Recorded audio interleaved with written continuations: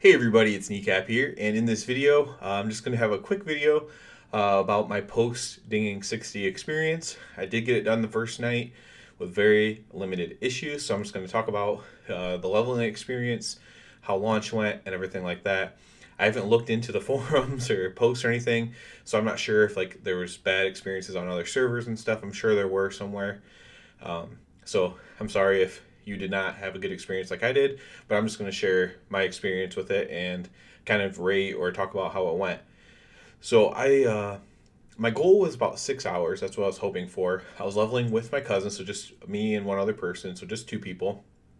And our goal was about 6 hours. It took us 7 hours, almost on the dot, really.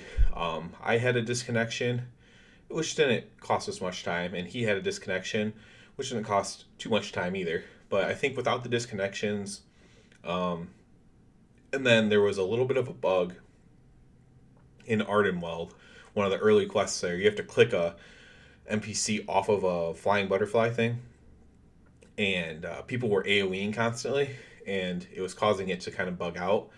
I think essentially when he first becomes active, I think you can kind of hit him, and if you do any damage to him, it just kind of resets it, something like that. Because I was seeing some weird interaction with it. Anyways, I finally convinced the 100 Alliance players sitting there to stop AOE. I'm like, please just stop AOEing. It'll work. It'll work. It'll work. And of course, it worked. So that was probably about 10 minutes, though. Honestly, that was wasted there. So I think we probably could have done about 6.5 hours, so pretty close to our goal. And we could have, there's things we could have done to even push it even faster, I'm sure. But overall, it's generally good. Went to expectations. Very little ganking with the main pack group. Um, I was very happy about that on both sides. Not much ganking. Had a little bit of trouble in Revendreth at one point, but that was more just people kind of using AoE spells and then the guards getting involved and stuff like that. We did do a nasty thing in Maldraxxus. Sorry if some one needle in a haystack. If you were killing the elite guy at the beginning of Maldraxxus, not the very beginning, not the Theater of Pain, but outside during the next part. If you're killing that and you got it down to 2% health, and the Alliance wiped you out and stole your kill, I'm very sorry about that, but I had to do it. Um, I just had to do it. We were just in a hurry and trying to rush through. So that did happen, but overall, not a ton of ganking. That was really good. Only a couple minor DC issues, nothing major, nothing like server going down, nothing on my server going down, I should say. I'm on server Sargeras. Don't really care if anyone knows that. So, in last expansion BFA, the server actually did crash, and that really screwed me up. So no crashes and great experience overall. Very very happy about that. Just I have to give Blizzard a ton of credit because it was so pretty much flawless. I mean, yeah, there's issues, but for a launch to go and so many people ding 60, so many people in my guild ding 60, and it was great. Not that many people are going to ding 60 that fast if there's tons of issues. So while I do feel bad for people who did have issues, um, for so many people to not have issues means that it was probably overall good, even if you personally were negatively affected, which is kind of how I felt about BFA, honestly. Even though I was personally affected by it, it was pretty well.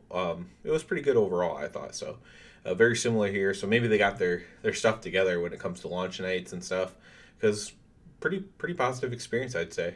I was the first 60 in my guild, not by a long shot, but by a little bit. Um, we weren't really going for speed as much as we were going for. We were going for speed, but we were trying just to get to 60 as fast as possible, but also while trying not to have a bunch of extra quests to do at the end to finish the campaign. We ended up having too many. That was on my cousin actually. He kept wanting to do side quests. I'm like, dude, we don't need to do these. Um, but it's all good. And so we did have a decent amount of Revendreth to do still, probably about a third of Revendreth to do still, once we hit 60. But our goal was to try to sync that up a little bit better than what we did. So overall, that was great. Like I said, I was the first one in my guild. What we were trying to do is I was trying to help my cousin get first in his guild.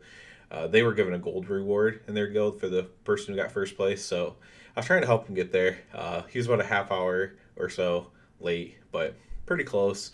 Again, I think if we didn't have any DC issues at all, even though they were minor, And then if we could have avoided that little, mess up in Ardenweld, maybe we could have just plugged in, did side quests and whatever was fastest to do instead of all the traveling for the campaign. Maybe we could have got him first place. But overall, it was awesome and really good. I'm very positive about this. I actually, since we dinged so early in the night, all things considered, 1 a.m.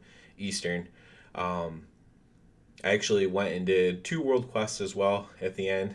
And I have 2 trinkets. They're cool. I don't know if they're good or not or anything like that, but they're 148 trinkets.